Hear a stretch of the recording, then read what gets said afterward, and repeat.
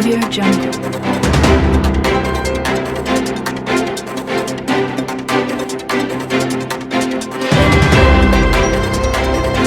Audio Jungle.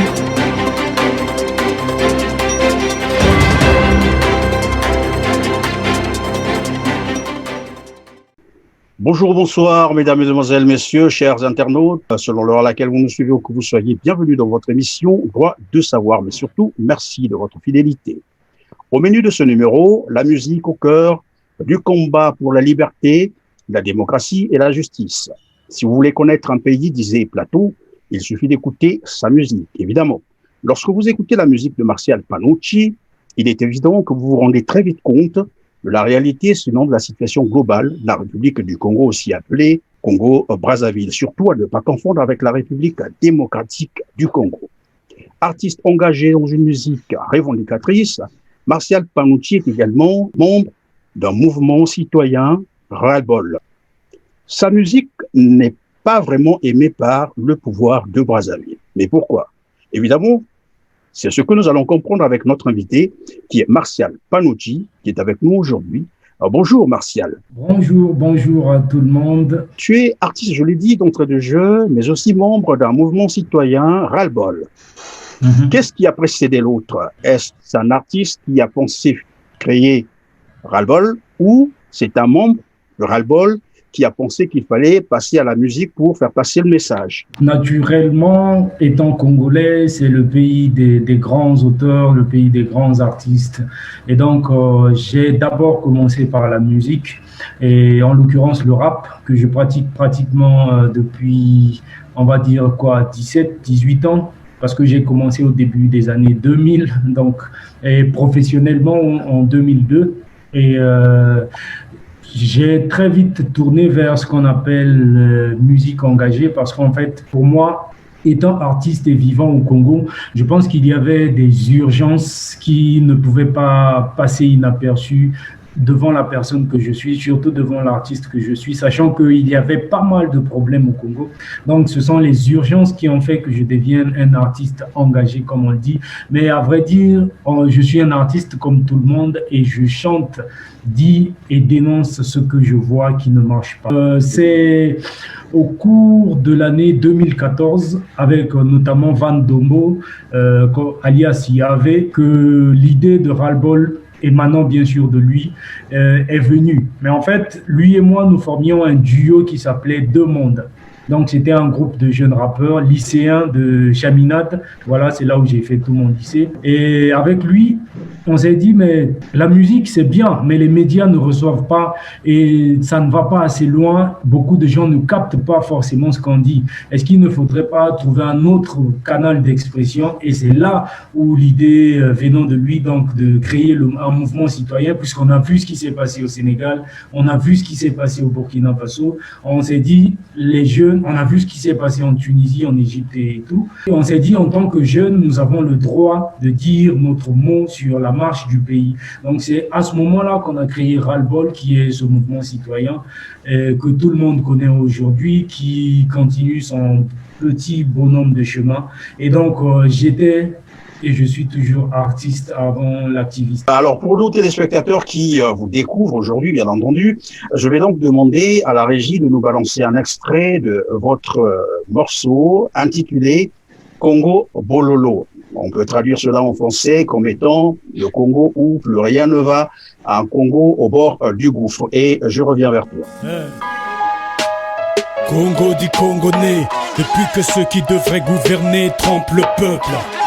Ils plantent des armées, sèment la guerre. Y a plus d'amour et c'est clair.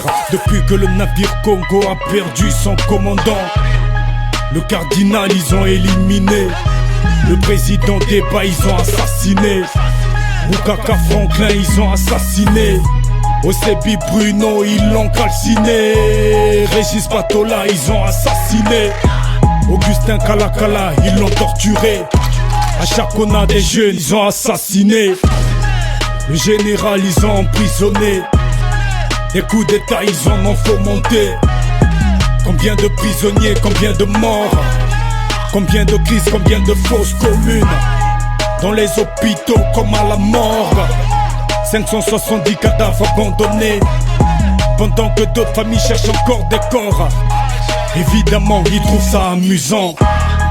Natangwe pasi moto nyonso alelaka, natangwe sengo moto nyonso akosakanaka, natangwe kanda moto nyonso agangaka, itikanga naganga nanga. Hey, Congo di Congo ne, mwana mama Congo komi bololwe, bololo.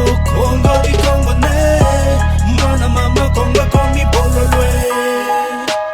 Voilà ya Imambu, les loups sont toujours dans la tanière au lobingambo. Ha ha, Ngape na otikate, Pamata bakita na obika pende. Telema pona mboka kopuka na te, bakalate, baokwe ape, okonje zanga suka, ezalaka te, yalikolo kasi awa na mabele te. Vous pouvez emprisonner mon coco, mais jamais notre soif de liberté.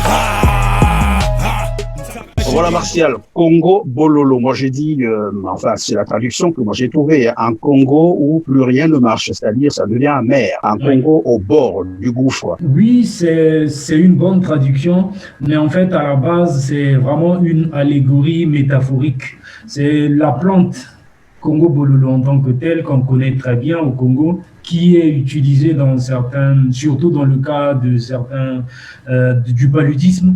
Donc, c'est un remède médical alors? C'est un remède qui aide dans le traitement du palu et d'autres maladies. Et donc, pour le Congo étant malade, puisque le titre qui précède Congo Bololo, c'est le Congo va mal, il fallait un remède. Et moi, je pense que le Congo Bololo peut être un bon remède pour le Congo. Mais c'est, comme je le disais, c'est une image. C'est pour dire qu'il faut un remède. Et ce remède-là, c'est la jeunesse. Mais pas que. Parce qu'on a souvent l'impression que les vieux, entre guillemets, et les vieilles délèguent toute la responsabilité aux jeunes, alors que le Congo n'est pas peuplé que de jeunes.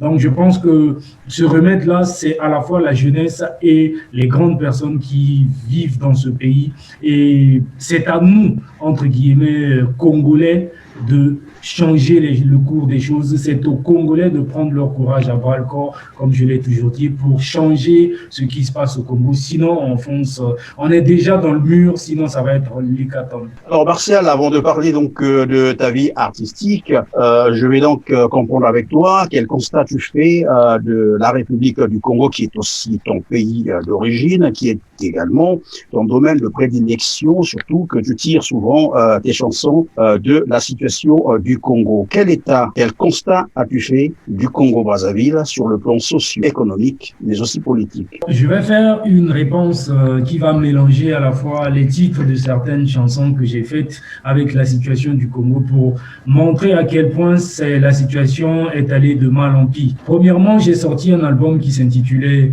#2015 Chronique. C'est sorti en 2015 et dans cet album, il y avait déjà des chansons comme Brazzaville Hardcore qui dénonçaient les violences policières, mais surtout la répression et la barbarie du régime de Brazzaville. Cette chanson, jusqu'à aujourd'hui, 5 ans après, elle est restée d'une actualité effroyante. Après, il y avait un autre titre dans le même album qui s'intitulait La Terre des Impossibles. Et ça, je faisais plutôt allusion à la situation du Congo, qui est une terre des impossibles dans le sens où même les jeunes, avec toute la volonté, moi par exemple, pour ne parler que de moi, mon ambition et mon rêve, ça a toujours été vivre au Congo, étudier au Congo, travailler au Congo, développer au Congo. Mais aujourd'hui, à moins de 40 ans, je me retrouve en train de errer à travers le monde pour avoir osé juste dire des choses qui n'allaient pas. Alors que normalement, quand on dénonce des choses, c'est jamais contre, c'est pour que les choses aillent mieux. Mais en face, on a un mur et c'est des gens qui n'ont toujours rien compris jusqu'aujourd'hui. Donc de Brazzaville Hardcore, il y en a d'autres, des titres, mais pour ce premier album, on va rester à Brazzaville Hardcore et La Terre des Impossibles.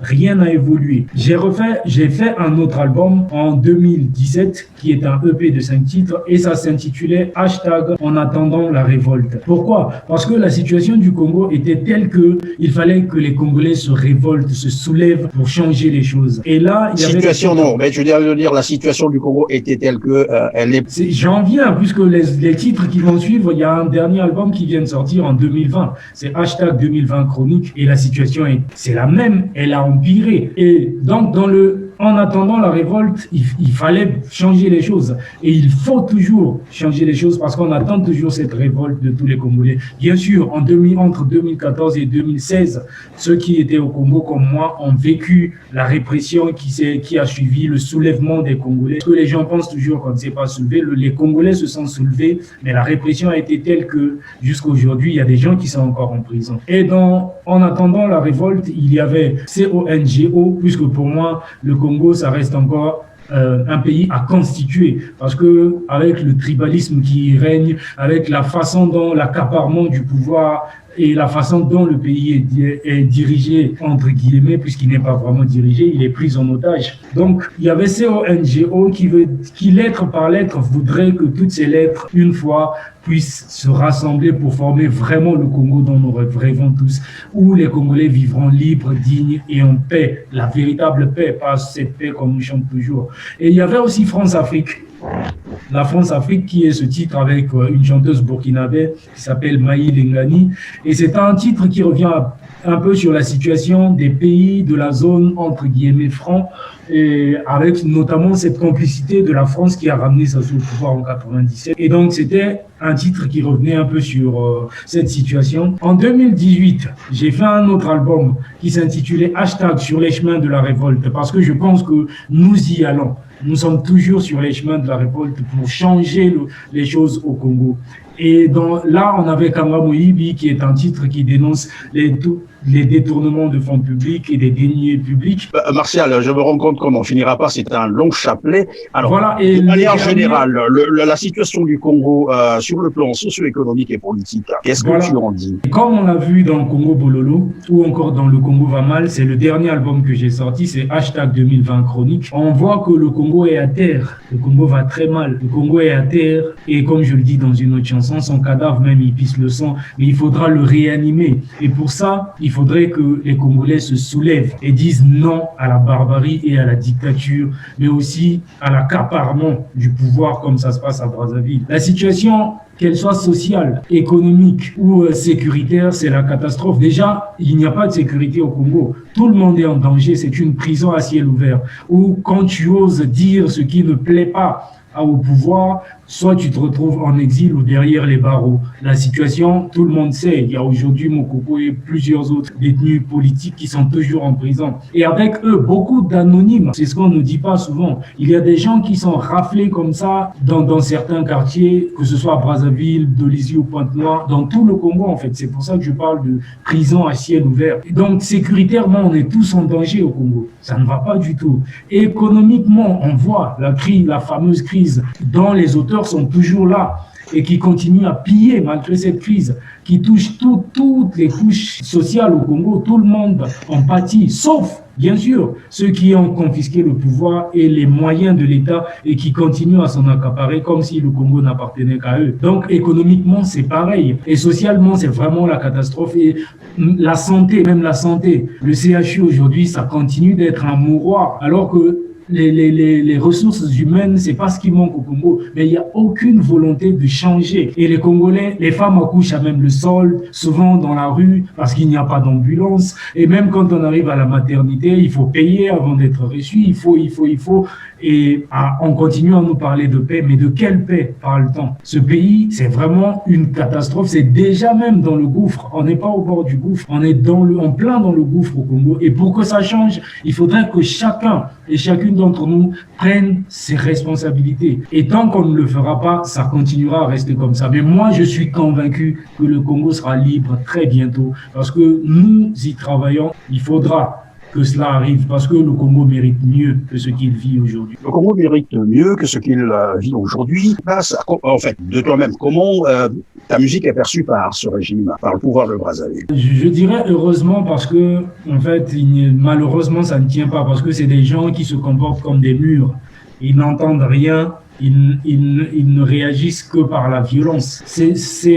Ma musique, elle n'est pas faite forcément pour indexer qui que ce soit ou dénoncer des choses qui n'ont pas de raison d'être. Mais ma musique, elle interpelle pour que les gens puissent prendre conscience de ce qui se passe réellement au Congo. Mais le régime, ma musique est perçue à Brazzaville comme une menace réelle. La preuve, c'est que ça ne passe dans aucun média. Ça ne passe dans aucun média. Qu'est-ce que j'apprends là alors qu'on nous parle de la liberté d'expression et d'une démocratie au Congo? Comment ça?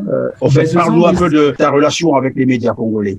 Ce sont des slogans, liberté d'expression, paix, c'est les mêmes discours qu'on nous rabâche. Ça n'a pas du tout évolué. Et quand je parle des médias, en fait, quand j'ai sorti mon premier album, j'ai fait les démarches, il fallait voir là. Et quand je suis allé vers ces médias-là, mais ça a été tout de suite le non catégorique du genre, on ne veut pas se créer des ennuis, ce type de chanson, ce type de musique ne passera pas.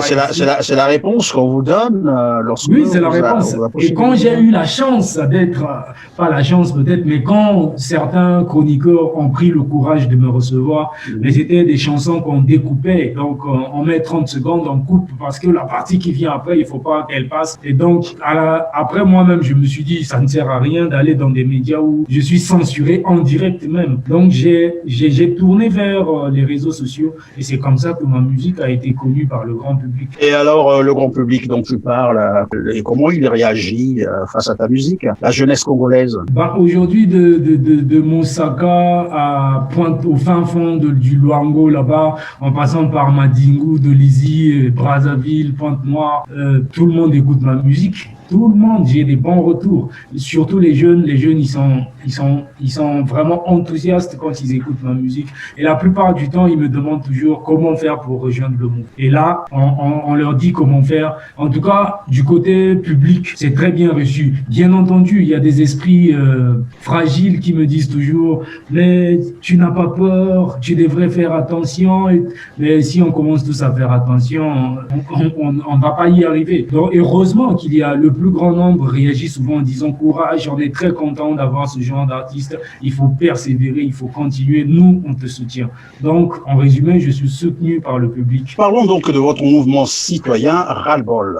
C'est quoi déjà? Pourquoi Ras-le-Bol? Ras-le-Bol d'abord parce que c'est un message d'une jeunesse qui se révolte parce que elle ne veut plus croiser les bras et regarder les mêmes acteurs qui sont là depuis des années continuer à traîner ce pays, l'honneur même de ce pays dans la boue. Quoi? Trop c'est trop, on n'en peut plus. Et voilà. On n'en peut plus, c'est juste le ras-le-bol de la jeunesse congolaise qu'on a voulu canaliser parce que c'est une dynamique. C'est même pas un mouvement, c'est une dynamique qui donne le temps. Et on l'a montré, on a été les premiers pendant le référendum de 2015 à lancer des marches sur Brazzaville pour dire non au changement de la constitution au Congo. Donc c'est le message de la jeunesse qui normalement consiste à éveiller la jeunesse pour plus de responsabilités. Mais on s'est rendu compte que cette responsabilité-là leur avait été ôtée par le politique. C'est pour ça que Ras-le-Bol s'est aussi engagé dans mais pas la politique politicienne, mais surtout la politique citoyenne pour revendiquer ce qui nous revient de droit, la liberté d'expression, la liberté de dire ce qu'on pense, la liberté de choisir ce qu'on veut, mais aussi la liberté d'avoir des écoles et des universités de qualité, mais aussi la liberté d'avoir des emplois dignes et décents. Parce que dans un pays comme le Congo, qui est l'un des plus grands producteurs de bois au monde, c'est inconcevable que des élèves continuent à s'asseoir à même le sol jusqu'à aujourd'hui. Dans certaines classes à l'université, moi, ayant fait tout mon cursus scolaire et universitaire au Congo, je me suis assis à même le sol pendant tout le cursus primaire et au collège, on a eu des bancs, c'était pas suffisant. Il fallait se coincer et d'autres s'asseyaient à même le sol, d'autres debout pour prendre des notes. Et à l'université, ça n'a vraiment pas changé. C'était la même catastrophe. Donc, ras-le-bol, c'est toujours ce message de la jeunesse congolaise debout et pas celle qui assiste et dit oui à tout. Nous apprenions également que certains de vos membres, c'est-à-dire des arrestations de certains de vos membres par les services de sécurité de Brazzaville, est-ce qu'on peut revenir là-dessus? C'était quoi? Pour que vous reprochiez-on en fait? Et comment ça s'est soldé? Je parle surtout de Brazzaville et Pointe-Noire parce que ce sont les deux principales villes où le mouvement est bien implanté et les autres parties du pays, on garde ça secret. Pour Brazzaville, Brazzaville, c'était la première marche en 2015. C'était je me rappelle très bien, le 9 octobre 2015, c'était la première marche pour dire non au changement de la Constitution. Et comme vous le savez, au Congo, dès qu'on ose dire autre chose que ce que le pouvoir ou le régime dictatorial de Brazzaville veut entendre, on est forcément traqué par la milice parce qu'il n'y a pas de police au Congo, à mon avis. Donc, ce sont les miliciens du pouvoir qui ont arrêté certains de nos membres en 2015 parce qu'on a osé dire qu'on était contre le changement de la Constitution et qu'il était temps que M. Denis Sassou Nguesso quitte le pouvoir. Et ils ont été arrêtés, ils ont été condamnés. Ils ont d'abord été gardés au secret pendant 10 jours. On ne savait pas où ils se trouvaient. Et 10 jours après, avec la pression de certains médias internationaux, parce que les médias locaux n'en ont pas vraiment parlé, c'est grâce à certains médias internationaux qu'on a pu savoir où ils se trouvaient. Et ils ont été jugés, entre guillemets, parce que ça, c'est pas un jugement, condamnés avec des amendes. Et 3 mois plus tard, ils avaient été libérés. Donc, après avoir purgé une peine injuste. Et ça a continué comme ça. Les arrestations les plus récentes ont été celles de 2019 où, après l'élection justement, la majorité des gens qui étaient contre le changement de la Constitution et contre la réélection truquée de Denis Sassou Nguesso s'étaient organisés pour la contestation, mais après l'accaparement du pouvoir par Denis, tout le monde a été pourchassé, donc c'était la chasse à l'homme et certains membres ont été arrêtés et c'est en organisant une autre manifestation, parce que pour revenir par exemple sur les activités, nous faisons des rencontres citoyennes, des projections, débats, mais aussi des sensibilisations dans les marchés, dans les rues et partout dans le Congo. Donc on avait organisé une campagne d'affichage, juste mettre des affiches, placarder des affiches dans tout le Congo pour dire libérer nos amis et libérer les prisonniers politiques. C'est là où 23 de nos membres ont été arrêtés. C'était en mai 2019. Le dernier à être... Donc ceux-là, les 23, ont été arrêtés à la fois sur Brazzaville et Pointe-Noire et ils ont été libérés 1 à 2 mois après. Donc c'était après avec jugement.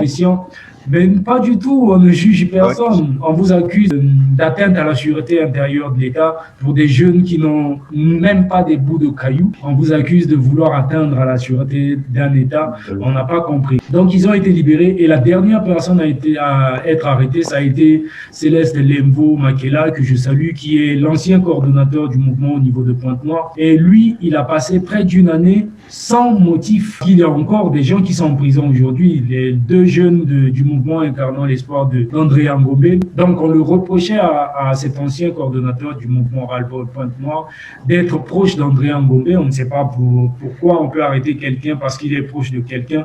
Est-ce qu'on doit maintenant ne plus se côtoyer? Donc c'est on va commencer à arrêter tous les amis et on va commencer à arrêter toutes les familles. Voilà, donc il n'y aura plus de famille au Congo, on va commencer à arrêter tout le monde parce que vous êtes trop proche de quelqu'un, d'un tel ou d'un tel autre.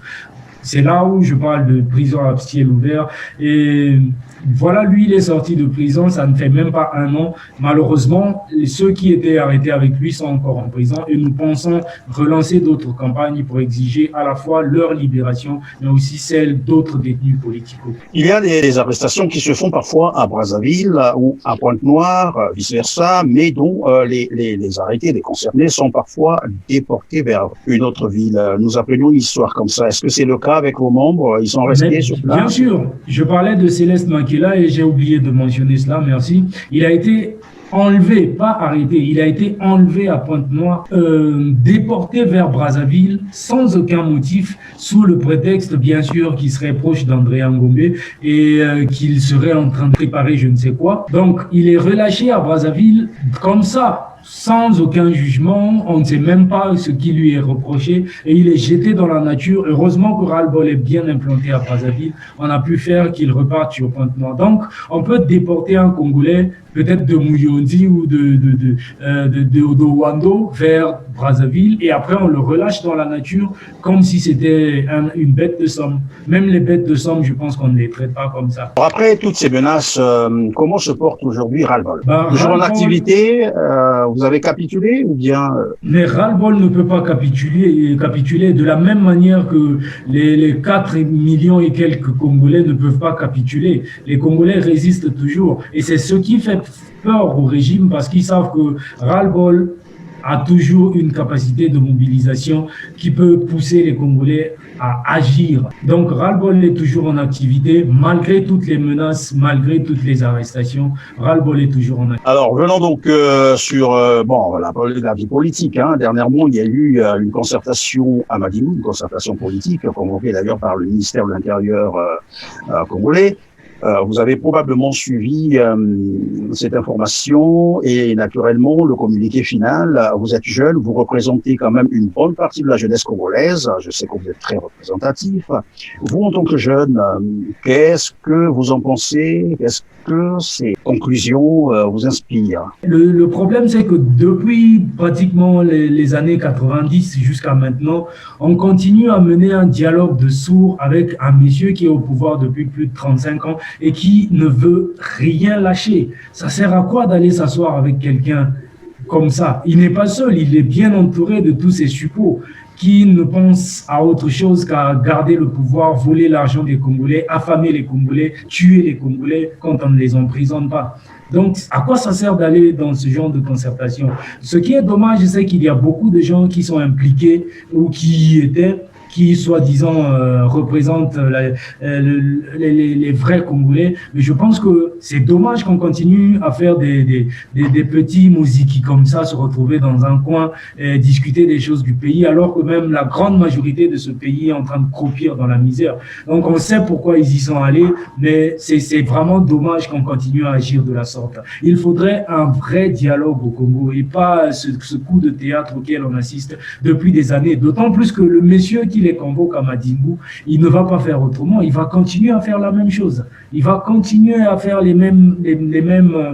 commettre les mêmes crimes, les mêmes détournements et continuer à enfoncer le Congo, si ce n'est pas pour l'enterrer. Et ce que j'aimerais souligner, c'est que tous ces vieux et toutes ces vieilles qui vont dans leur rencontre-là, il faut qu'ils sachent que la jeunesse est en train de les regarder. Nous, on ne va plus se laisser faire. On ne va plus les laisser continuer à traîner le Congo dans la boue comme ça. Ça ne va pas continuer comme ça. Ça ne va pas continuer comme ça. Alors, parlons de l'élection présidentielle qui pointe à l'horizon. Je sais que dans les conclusions de la concertation politique de Madimou, il avait été inscrit le respect des délais constitutionnels. Et donc, si rien ne change d'ici là, l'élection aura lieu, bien entendu, en mars 2021. Face à tout ce qui se passe. Tu es jeune, tu es une voix qui compte pour la jeunesse.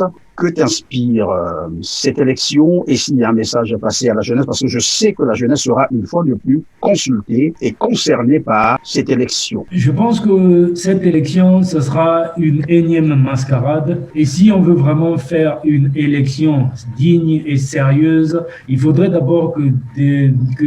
Denis Sassou Nguesso se mette de côté et qu'il laisse les gens qui ont la volonté de faire autrement pour le Congo et de bien faire pour le Congo, qu'il laisse la place aux autres faire. Ça fait 35 ans ou plus qu'il est au pouvoir et qu'il a traîné ce pays dans la boue. On voit dans quelle situation le Congo se trouve aujourd'hui. Même les Congolais qui étaient fiers de rester chez eux sont en train de mourir en mer. C'est des choses qu'on n'avait jamais vues auparavant. C'est là le signe même qui montre que ce régime a échoué et il serait temps de passer la main à d'autres personnes. Et comme on sait que passer la main, ce n'est pas ce que sait faire le pouvoir de Brazzaville. Ça va être encore une énième mascarade et on va tuer des Congolais qui vont contester les résultats de ces élections parce que ce n'est pas des élections démocratiques. Il faut bien qu'on se le dise. Pas dans ces conditions-là. Des élections démocratiques au Congo, c'est pas dans ces conditions-là. Je pense qu'il faut revoir tout, que ce soit la liste électorale, même s'il faut s'asseoir pour cela, mais il faut s'asseoir avec les bonnes personnes et avec des gens qui ont de la volonté. Et à la jeunesse congolaise, je pense qu'il est plus que temps de comprendre que si nous voulons avoir des élections libres, dignes, transparentes et où le vainqueur serait respecté et applaudi, il faut d'abord que M. Denis quitte le pouvoir. Et s'il ne veut pas quitter le pouvoir, il faut le contraindre à quitter le pouvoir. Je pense qu'il est temps qu'il se mette de côté quand même. Et s'il ne veut pas se mettre de côté, on va le dégager. Il faut juste s'armer de courage et de bravoure et continuer à envoyer un message fort à ce monsieur pour qu'il comprenne que les jeunes Congolais aujourd'hui ne veulent pas d'un régime qui les piétine et qui les envoie en exil. Quand il ne les emprisonne pas. Alors Martial, merci pour tes réponses, mais pendant que je t'attendais au studio, j'apprenais aussi que tu sortais d'un studio d'enregistrement. Apparemment, il y a quelque chose en vue pour les fêtes ou bien pour l'élection. La surprise, c'est quoi? Est-ce qu'on peut avoir cet honneur La surprise, c'est un titre qui va s'intituler Mokondi Aza Moyibi. Donc, après Tanga Moyibi, le Congo va mal. Mokondi Aza Moyibi. Donc, Bakondi Nyoso ya Congo va Moyibi. C'est ça le titre qui va venir et ça sort en décembre. C'est ni pour les fêtes ni pour l'élection, mais c'est pour la fin d'année parce que les Congolais en ont marre et il faut que je l'exprime en chanson. Merci Martial Panucci d'être passé sur notre plateau. Revenez quand on vous le souhaiterait, bien entendu. Notre plateau, il est libre pour tout le monde. Merci aussi à nos téléspectateurs et à nos internautes de nous avoir consacré leur temps. Et je vous dis donc de vous porter très bien, chers téléspectateurs. On se retrouve très prochainement. Mais moi, je vous quitte sur ces notes de musique d'un autre morceau de Martial Panucci. Et je vous retrouve, comme d'habitude, prochainement, avec le même plaisir, sur le même plateau. Mon pays va mal, mon Congo va tomber. Mon pays va mal, mon Congo va flamber. Mon pays va mal, mon Congo va tomber. Mon pays va mal, mon Congo va flamber. Ah, hey, hey, mamwe, hey, hey, mamwe, hey, hey, mamwe, hey, hey, mamwe. Toujours les mêmes voleurs, mêmes pilleurs. Toujours les mêmes violeurs, même qu'hier. Toujours les mêmes mangeurs, ceux qui ont la cuillère pendant que les nuits fouillent dans des poubelles. Toujours les mêmes menteurs, les mêmes faux opposants qui nous embobinent et nous entubent à la fin, finissent par retourner leur veste. Mungala, Thierry, Brûlé, Paul, Marie, c'est le tabac de la même pipe. Pascal, Fatima, Biala, Berry, Martin, c'est du tabac de la même pipe. Et c'est Sassou qui la fume et nous en fume quand c'est pas Téléfoufou qui nous agace à longueur de journée à coup de pub gouvernementale et de mensonges grossières. Et de mensonges grossières. Olobo, Meni, Omemi, Omemi, Omemi, Omemi, Gabo, Babili, Balandi, Ombango, Loco, la Moyibi, alors c'est eux les grands voleurs. Panama Papers, Paradise Papers, partout c'est les mêmes gueules. Les étudiants sont abandonnés à leur triste sort, ça c'est quand même triste. Pendant que Claudia achète un appart à New York pour sa fille à coups de millions de dollars avec la complicité et l'aide de déni, mais ça c'est quel déni? Non, c'est quand même triste. Chine, Cuba, Russie, Sénégal, les étudiants la même galère. Brazzaville, Dolisie, Panton, Impondo, les Congolais ont la même colère. Chine, Cuba, Russie, Sénégal, les étudiants ont la même galère. Brazzaville, Dolisie, Panton, Impondo, les Congolais ont la même colère. Les Congolais ont la même galère. Les Congolais ont la même colère. Les Congolais ont la même colère. Mon pays va mal, mon Congo va tomber. Mon pays va mal, mon Congo va flamber. Mon pays va mal, mon Congo va tomber. Mon pays va mal, mon Congo va flamber. Ah, hey, hey, mamwe, hey, hey, mamwe, hey, hey, mamwe, hey, hey, mamwe. Un étranger pour le plus grand hôpital, c'est bien la preuve du Congo qui coule. Même avec un plan à sa tête, le CHU restera toujours le CH qui tue. Baïbi à pétrole, Baïbi à Nzete, Babombi, Poto, paradis fiscaux. Mais quand les retraités ne sont pas payés, ils disent qu'il n'y a pas d'argent pour supporter. Il faut supporter. Qui va supporter? Il faut supporter. Qui va supporter? À la fin de chaque pluie, Brazzaville et Panton s'inondent. Mais les foufous nous racontent que des fake news. Gambo Mambo Senjo c'est chaud, Nkaï Mosaka ça chauffe. Télé foufous racontent du pipeau. Il paraît que Denis a rencontré Trump, mais Washington dit qu'ils n'ont vu personne. Bombardement dans le pool, massacre à Chakona, prisonniers politiques, massacre, pillage, fabrication de procès politiques. Et pour mentir on envoie le Tchakou national. Mon pays va mal, mon Congo va tomber. Mon pays va mal, mon Congo va flamber. Mon pays va mal, mon Congo va tomber.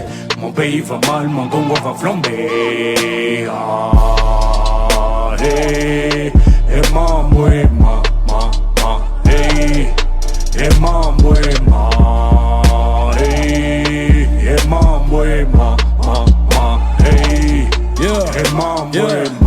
affame la jeunesse pour en faire des bébés noirs. Tout le monde connaît la réponse. Qui expose nos filles aux mauvaises mœurs et en font des oudjadans, c'est tout ce qui les défonce. Papa Mikolo na bana ya 13 ans, maman babwaki babana bakimi mabala pomkia kaele kibana pemela nanganda nakanda. Maroc, Tunisie, Bénin, Côte d'Ivoire, les étudiants la même galère. Et Sibiti, Djambala, Madingou, les Congolais ont la même colère.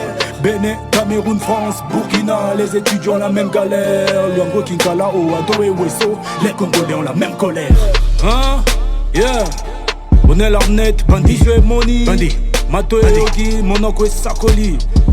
Maintenant, à chacun son tour chez le coiffeur. Zoua.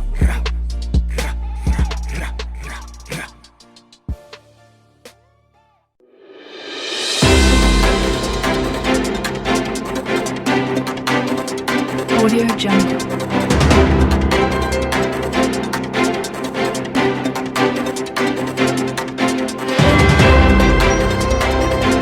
Audio Jungle.